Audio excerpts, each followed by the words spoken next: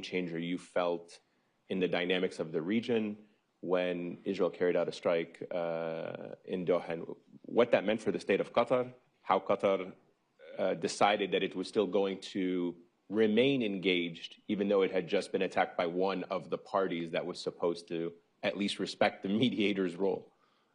Well, look, Ayman, this attack was a shock. Well, it wasn't a shock only for us in Qatar, it was a shock for the entire world. And if you look at where the attack happened and how it happened, how it took place, it happened in a neighborhood, in a residential area where it's like a well-known location that this is the location where the negotiations are taking place. And also there are schools, embassies around these buildings. And the trauma that they created for the Qatari people actually is also something like affected them significantly. Yet we still have a responsibility as a country to protect our citizens, to ensure that there are enough security assurances and security guarantees for them, and actually also ensuring that our role will remain adding value to put an end for the conflict and will not be affected. We always, if you look at the pattern of our policies, Ayman, in the last 10 years, we always take the high road. We always try to pursue diplomacy over any other options. We went through all the legal channels, the diplomatic channels, in making sure that this attack is not repeated and making sure that Qatar and the people of Qatar are protected.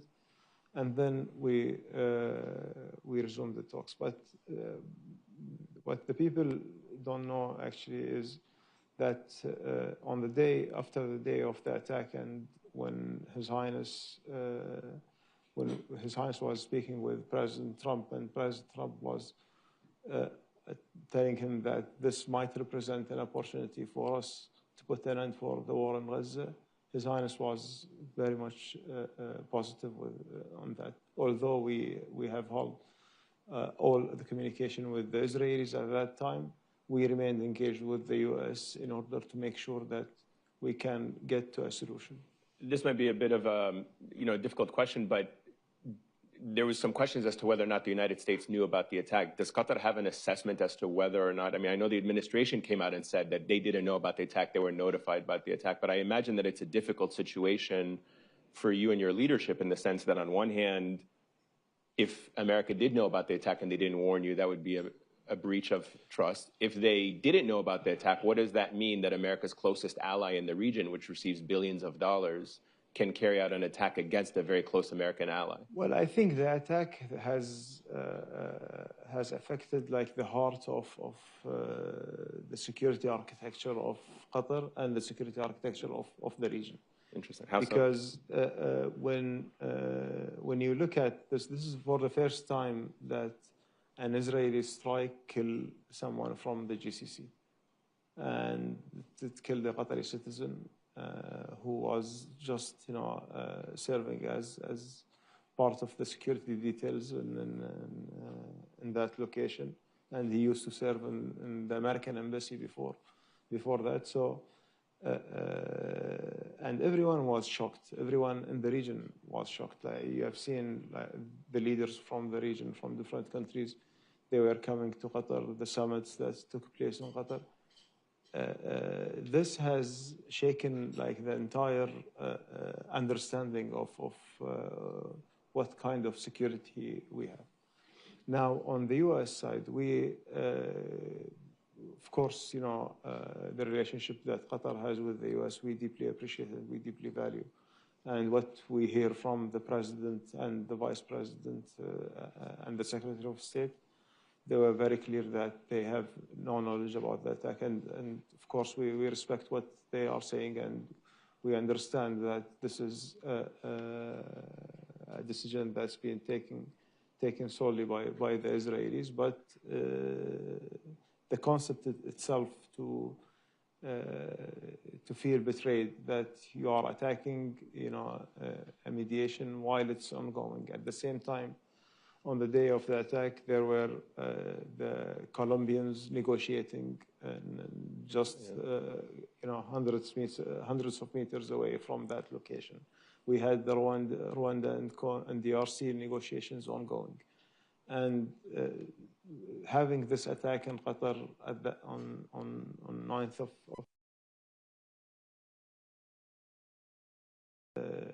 a country that doing all these kind of mediations being attacked, this has never been thought of. And I think that the same shock we heard it from the US and from the president himself, that he will not allow this to happen again. And he will make sure that all the assurances that we will require will be in place for us. Yeah, I'm going to ask you about some of those mediation efforts in just a second, but just to close this out, how did the momentum then change after that? You said that President Trump spoke to His Highness and said this could be an opportunity. How did we get from then September 9th to the ceasefire? Did something change in the calculation of the Americans saying we're willing now to put leverage on Israel to bring them to sign this deal in a way that we hadn't seen before? Well, I think that the attack itself has shown the U.S. that there are all the red lines being crossed now in the region. And, Qatar is a country that hosts 10,000 U.S. soldiers. And we have the largest U.S. airbase outside the United States that we are hosting in Doha. Having an attack from a U.S. ally is out of the equation for us. Yeah. And it was never calculated in our defense formula. And look, if you look at throughout the history of Qatar, we've been attacked 3 times. The first time was by Saddam Hussein. It was Scud missiles, which followed the desert in the 90s. The second time was with Iran, when they were responding to the U.S., and we intercepted most of the missiles. One of them has reached the target in our base, actually, in our side of the base, also not the U.S. side of the base. This attack was different because it killed one of our citizens. And basically, you know that how emotional we were at that time. But His Highness, when the president mentioned that to him, he stood up for it. He stood up for his region, and he put the region's interest ahead of his own interest. And we know that this is something that will bring stability to the region without, compromising the rights of our people and the rights for our country to be protected.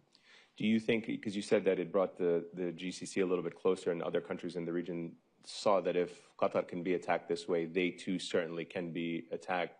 Did that change the calculation? Do you have any insight whether it changed the calculation of other countries in the region as to how they perceive Israel and whether or not a country like Saudi Arabia would go ahead with Abraham Accords? No, definitely. Actually, it affected how the GCC looking at Israel now, because when they see the attack on one of the countries, you have seen the first leader who visited Qatar was Sheikh Mohammed bin Zayed, the president of United Arab Emirates, and then the next day we have the summit, and we have the Crown Prince of Kingdom of Saudi Arabia, and we have defense ministers coming together a couple of days after the attack in order to coordinate and to recalibrate our defense formula. This attack was a shock, but was a game changer for the entire region. The entire GCC started to rethink where the threats will be coming from. Now we have seen, we have witnessed a lot of conflicts, and we have mediated in a lot of conflicts, and we went through a lot of unfortunate events throughout these mediations. But attacking the mediator was like unprecedented, and it was out of any calculation. Speaking of your mediation roles, you were talking about some of the ones. I think you're mediating currently 7, maybe 8 conflicts around the world that Qatar is involved in. Why? Why do you want to take on the headache of negotiating one is fine, but then negotiating 8 around the world?